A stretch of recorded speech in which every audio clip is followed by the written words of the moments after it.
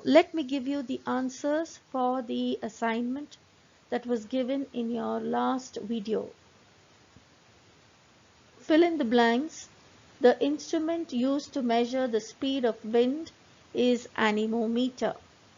Near the Earth's surface, warm air rises up whereas cool air comes down. Stay true or false. In winter, winds blow from the land to the ocean. True. The coastline of India is not vulnerable to cyclones. False. Answer the following. Would you like to buy a house having windows and no ventilators at all? Explain. Now for this, the answer would be you would always like to buy a house with ventilators because you know that the air we breathe out is warm and it will contain more of carbon dioxide. So since we know that warm air rises up, so naturally this warm has to rise up. The warm air has to rise up. And if we have ventilators on the top, the warm air with more of carbon dioxide will go out. And the fresh air will be allowed to enter through the windows. So your house will be well ventilated with fresh air inside your house if there are ventilators. Now let us begin this session. Now in this session, in the beginning, let me give you an introduction about natural resources. What are natural resources? Now, natural resources are materials from the earth that are used to support life and meet people's needs. Now, this lesson has been taught to you even in 5th standard, and you have learned that under natural resources, there are two types of resources. One is the renewable resource and the second one is a non-renewable resource. Now, what do we mean by renewable resources? Renewable resources can be replaced by natural processes as quickly as humans use them. Now, example, you have sunlight, you have air, you have wind. Now, all these are replaced as man goes on using it. It doesn't get over. Whereas non-renewable resources exist in fixed amounts and they can be used up. Now under this we have these fossil fuels like coal, like petrol, etc., which come under the non-renewable resources. Now I hope you've understood the difference between renewable and non-renewable resources. Now here in this lesson we are going to talk about soil. Now soil is one of the most important natural resource which is renewable. Renewable, it doesn't get over.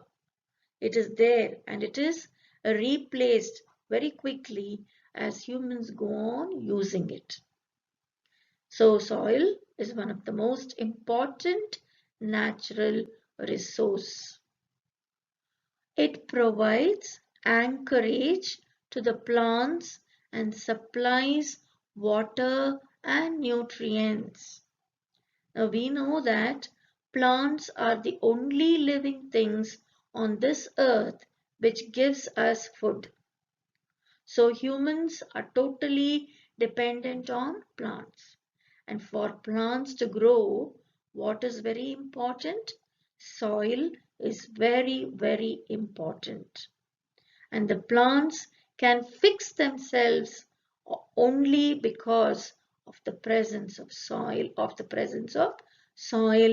and this soil gives water and nutrients for the plant. The next point, it is a home for many organisms. There are many organisms like the centipedes, the earthworms, the millipedes, the ants, which survive in this soil. And soil is very, very important for agriculture. Now, how do you think soil is formed? Now, weathering of rocks. What do we mean by telling the weathering of rocks? Weathering of rocks is nothing but it is the breaking down of rocks into or dissolving of rocks and minerals on the earth's surface. Now, what causes this weathering of rocks? You have huge rocks. The huge rocks are broken down into smaller particles, and this goes on, and this has been happening on the earth from so many years, and soil is formed.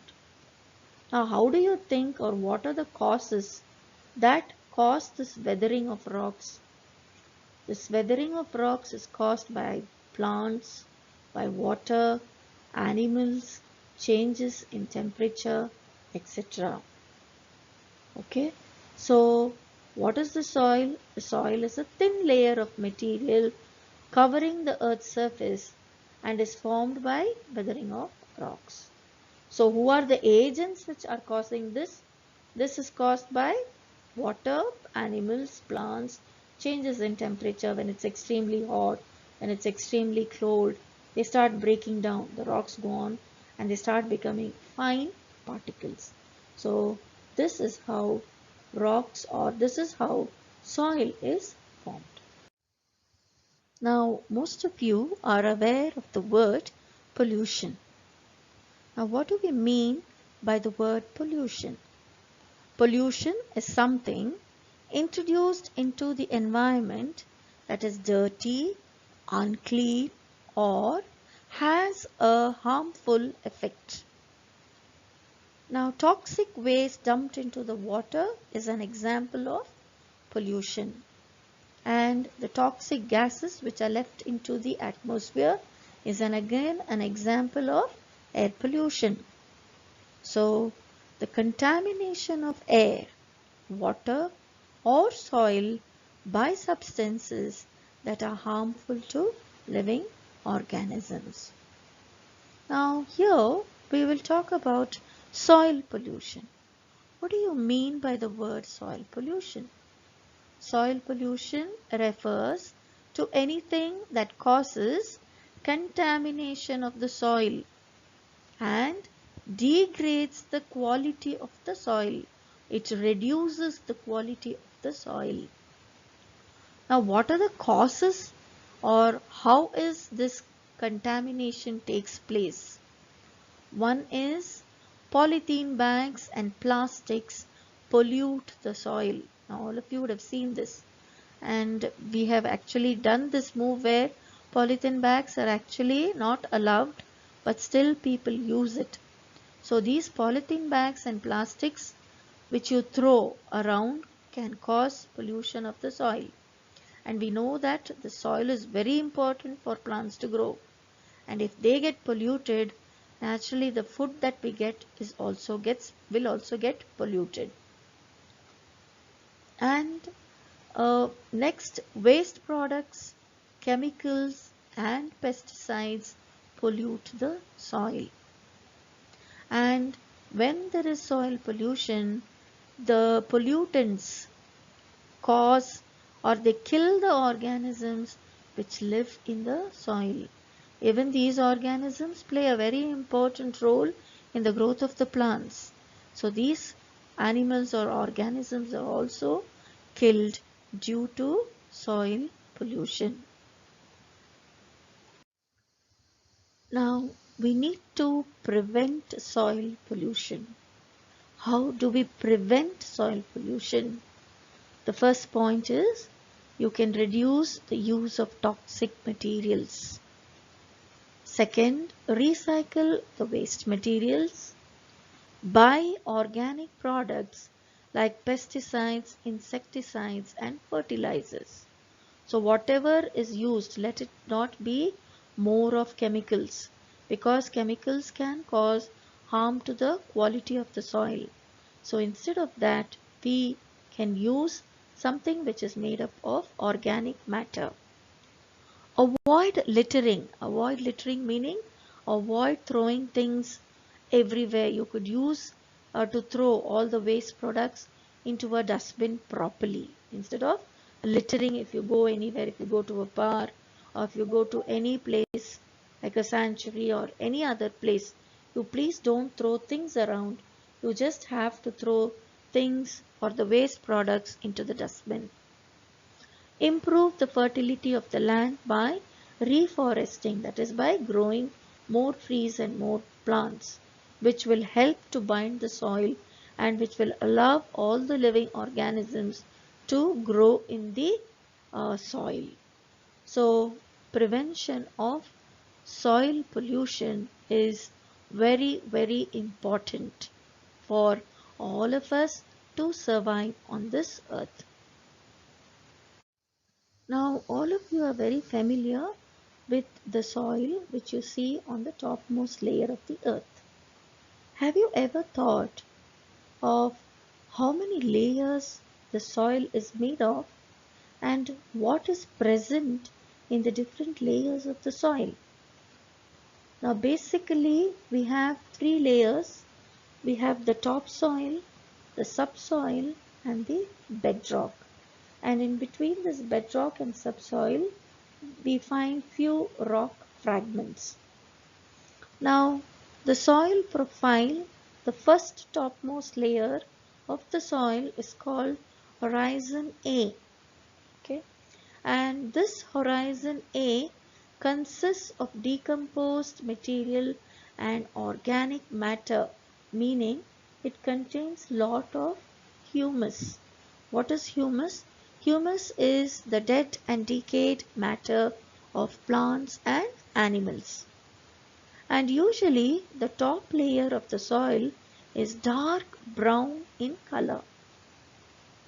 And the presence of humus makes it soft, very porous to hold enough amount of air and water. So the humus which is present helps it to hold air and water for the plants and for the organisms to survive in the soil. So in the topsoil you will find the living organisms also. Now look at the picture there. The second layer of this soil is called the subsoil. Now when you look at the subsoil itself, the subsoil is much more lighter in color than the topsoil. And in the subsoil there is less humus, whereas it is rich in minerals. And the next horizon C is the bedrock, where you have huge rocks, and in between this subsoil and the bedrock you find small fragments of rocks.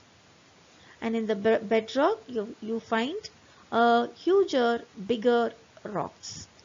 So that layer is called the bedrock, and this layer does not contain organic matter. It is made up of stones and rocks, and it is very hard.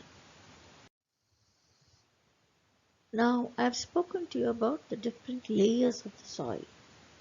Now the next topic that we'll take up is the different types of soil, and under different types of soil we'll only take up three types, that is sandy soil, clay soil and loamy soil. Now I think most of you are aware of sandy soil. Usually sandy soil is found near beaches and it is found in deserts, and sandy soil is usually not very good for plants to grow because this soil cannot hold lot of water. So sandy soil, when you look at it, it looks very light in color, dry, and it is low in nutrients, and it contains particles which are big.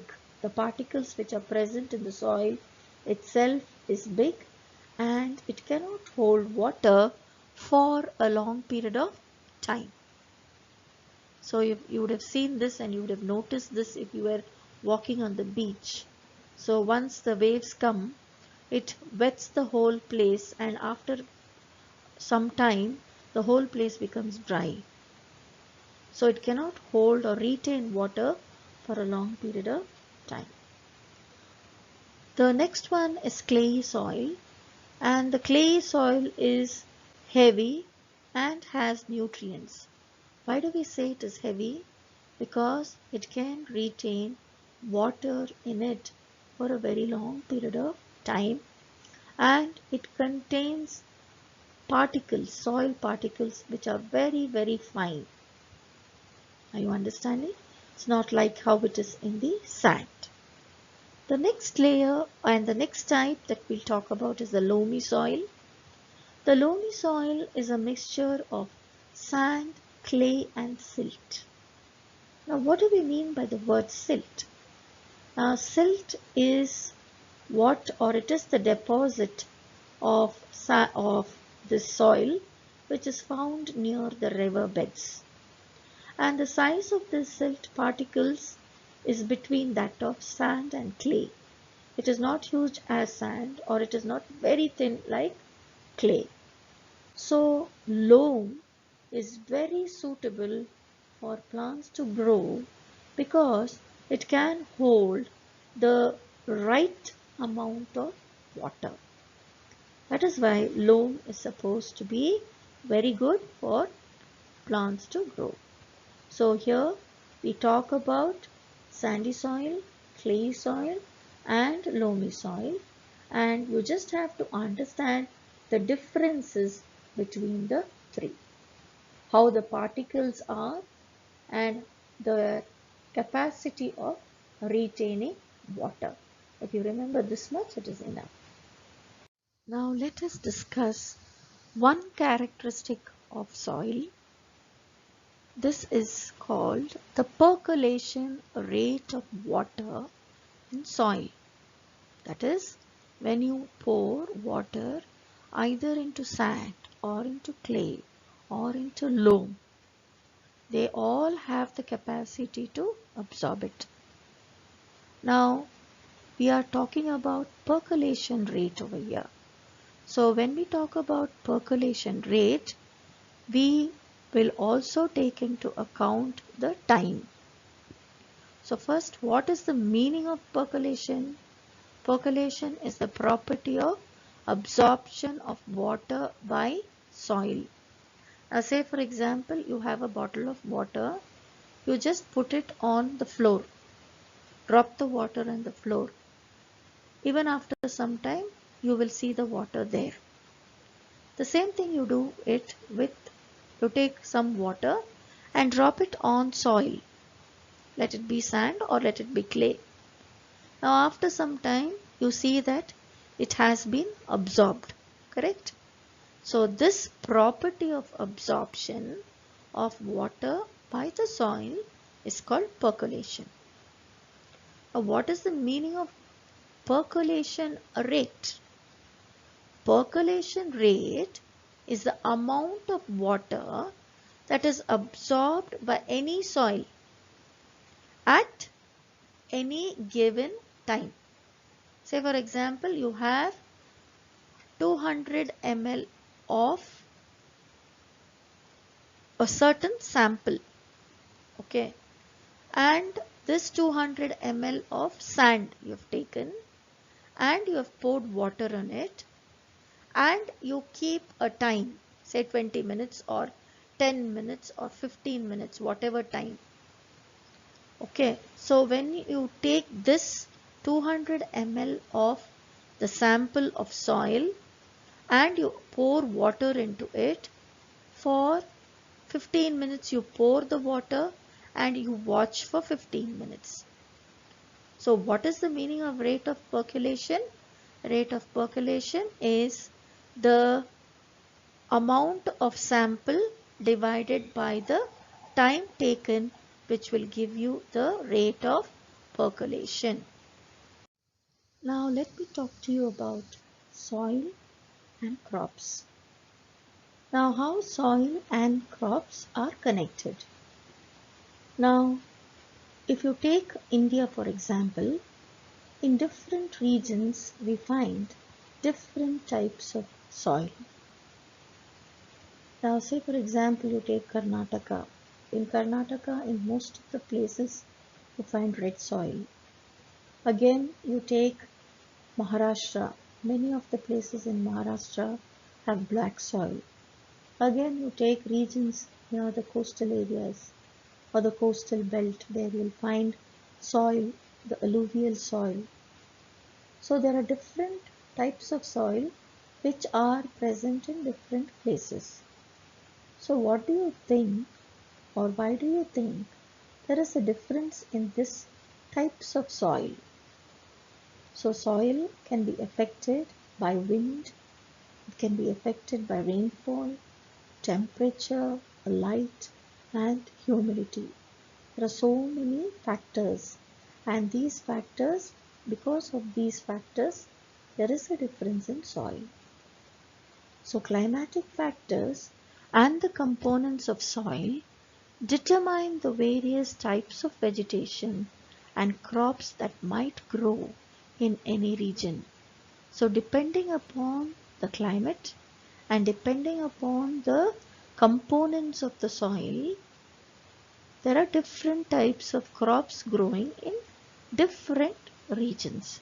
You don't have the same types of thing or same type of crops growing in the same region. So if you have clay soil, soil which is rich in clay, which can hold a lot of water.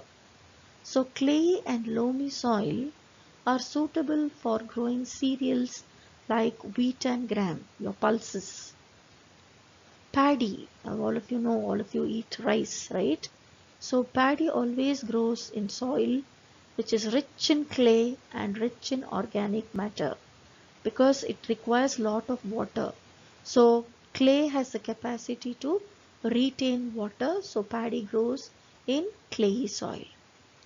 I'll give you a few examples. Pulses, your pulses which are rich in proteins, they grow in loamy soil which can drain water easily. Here it is not very soggy, or the water can not remain for a long time, and it does not dry very fast. So loamy soil is very useful for plants growing or for plants like the pulses. And the sandy soil, sandy loam soil. Sandy loam soil is useful for the plants or like the cotton. So cotton grows in sandy loam soil, and usually it is black in color. Cotton grows in the black soil, which could be sand and loam. It could be a mixture of both. So soil and crops are both associated, and the climatic factors, the components of the soil determine the various types of vegetation.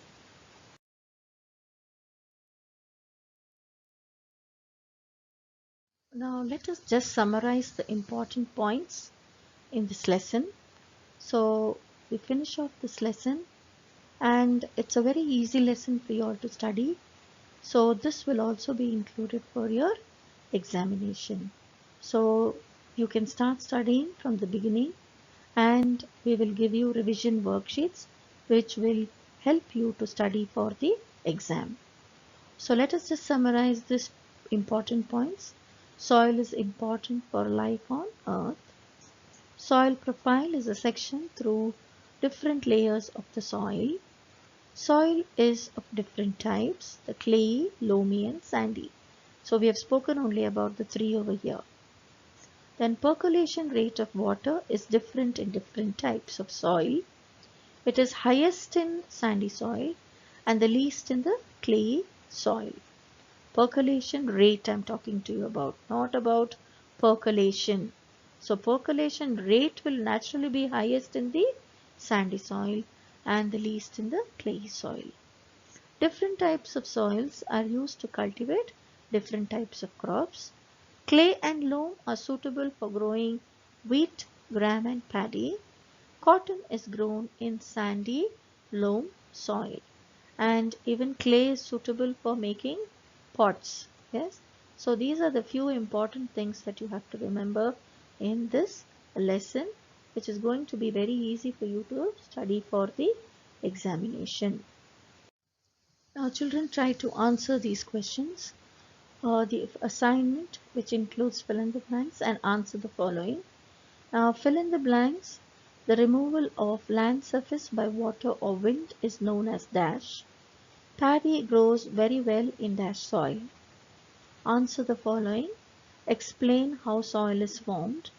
List the differences between clayey soil and sandy soil. Draw a neat diagram of the different layers of the soil and label it. So children, try to answer these questions